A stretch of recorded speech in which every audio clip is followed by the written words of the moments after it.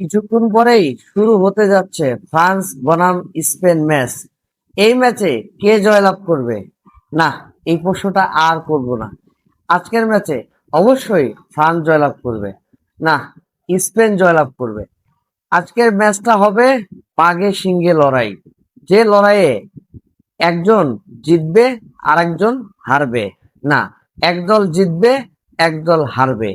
এক দলের ফ্যান ফলোয়াররা হাস্যোজ্জ্বল মুখে আনন্দ করবে, আর আরেক দলের ফ্যান ফলোয়াররা কান্না করে বুক ভাসাবে। দেখার বিষয় কোন দল জয়লাভ করে। আমি এর আগের কন্টেন্টে বলছিলাম যে ফ্রান্স এবং স্পেন মানে 100 আর 99, মানে 1 মার্কের পার্থক্য। দুইটা দলই তো আসলে সমানে সমান। কে জিতবে এটা আসলে বলা যাচ্ছে না। তবে আমি আজকের কন্টেন্টে শুধু একটা কথা ছোট্ট করে বলবো, সেটা হচ্ছে দেখেন, আজকের ম্যাচে কে জয়লাভ করবে সেটা আমরা জানি না। তবে আমি যে ভবিষ্যৎবাণী দিয়েছিলাম যে স্পেনের থেকে ফ্রান্স মাত্র 1 নম্বর এগিয়ে আছে।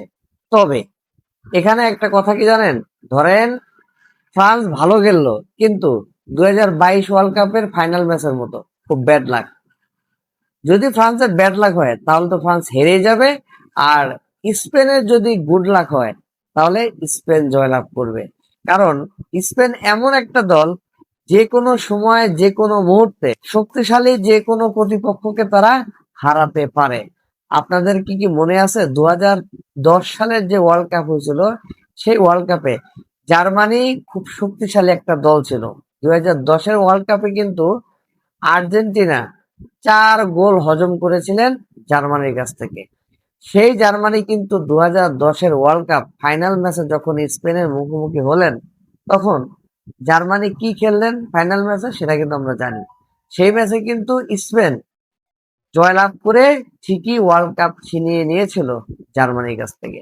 অতএব এই স্পেনকে ছোট করে দেখার সুযোগ নেই। আমি যদিও বলছি যে আমার ফেভারিট তালিকায় এই দুইটা দলের মধ্যে স্পেনের থেকে ফ্রান্স একটু এগিয়ে আছে, 1 মার্ক এগিয়ে আছে।